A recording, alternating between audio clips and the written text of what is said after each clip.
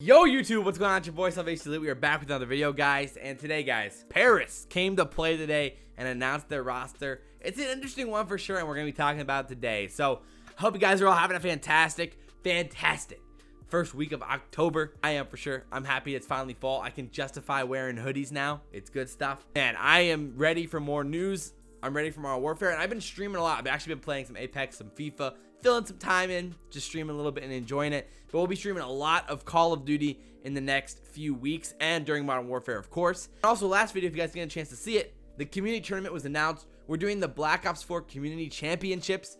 So go check out that announcement video to figure out how to enter. And if you guys want to play in that, it's entering as full teams of 5. You can enter with a full team of 5 and hop into the community tournament, the community championships. So I'm pretty excited about it. So go check that one out if you haven't already. But I'm pumped for it. I can't wait. It's a week from Sunday. So, 10 days away or so. And I am excited, baby. Oh my goodness. So with that said, let's get right into talking about Rostermania. So this has been a weird Rostermania. I mean, obviously it heated up with all the rumors. Then it kind of cooled down. We haven't had any announcements for a while, but we have a pretty good idea of what most teams are going to be. And we finally got our next announcement. So obviously New York announced their roster. They got attached ZooMaa, Temp, Accuracy, and Zero. And then London has announced their roster with Wuskin, Skrapz, Dylan, Jerd, and Rated so far. We finally got our third. Obviously, a few other teams announced some players, but haven't announced officially yet. And so we've just kind of had slowly had news be dropping out, leaking out slowly but surely. And that's what we got today. So Paris announced that their roster is Breszy, Zed, phantomz, kismet, denz, shockz, and louqa. So they got a pretty big roster so far. They got 7 guys, and the starting 5 is a little muddy. I don't think anyone really knows what the starting 5 is going to be with these players, with the players that they currently have. And the roster is definitely an interesting one to say the least. And there's a lot of background stories or connections with these guys these last year or two, which makes sense for why they're teaming together.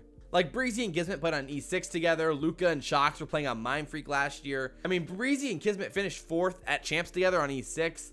And then, of course, louqa and shockz were playing on Mindfreak all year long last year, where unfortunately they weren't able to make it into the Pro League, but they did win the open bracket twice, and they just were dominant all year long inside the open bracket. And they've been really good players before, and they've been in the Pro League in the past. So, they're solid players for sure. And then, of course, denz and Zed, they were on Reciprocity. People were not sure where they were going to end up, but they ended up back in Europe, and they ended up on Paris. And then, of course, phantomz, he had a weird year last year. He was playing with EG at Anaheim, but then got replaced by Accuracy.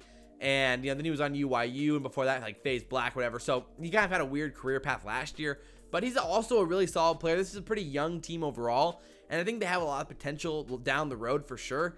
It's going to be interesting to see how they mesh together as a team with the different nationalities and how they all play together, but I'm pretty excited about the players. I like all these players individually a lot, but I'm not convinced for sure about how they're going to come together as a collective yet. Right now, most people are writing them off as a bottom 3 team, maybe even bottom 2 teams in the league right now, which I can understand where they're coming from with that. It's hard to go out there on a limb and say this team's going to be top 6 or even top 8. I don't want to underestimate the Aussies too much because I think they are really solid players. I mean, in the past, they've never been able to practice against real teams because they've been in Australia.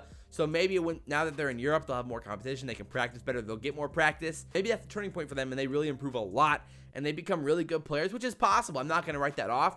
But what we know about these guys right now, it's hard to say that they're going to be more than anything than a top 10 team. 8 to 10 in there somewhere, maybe even 8 to 12. But just like most people, I'm not expecting too much from this roster. We'll see how it turns out. But I really do like Breszy as a player. I think kismet's a solid player as well. And phantomz still has a lot of potential. And at the end of the day, the Aussies, I think, can really do work. And of course, Zed's a solid player as well. So I don't think they're going to be as garbage as most people think they're going to be. But some of these other rosters are stacked with elite talent who's been elite talent for a long, long time. And you can really trust these guys to be good in a game like Modern Warfare. That's why I think most people are having struggled to put faith in this team because they're younger and haven't proven themselves as much as a lot of the other guys. So I kind of agree with that. I mean, based off the rumored rosters that we know right now, I think I'd probably put them around 10th or 11th probably. It's going to be interesting to see how they use substitutions because maybe this is a way that they combat the lack of top tier talent is to be able to substitute and specialize where maybe one of the guys is a specialist in search, one of the guys is a specialist in hardpoint, one of the guys is a specialist in CTF or whatever the third game mode ends up being. And they can really make that work and have multiple lineups in that sense. Maybe that's possible. Maybe they're a team that really utilizes that. Maybe they're a team that exploits substitutions and makes it really an elite way to win and a great way to win and a great way to utilize talent.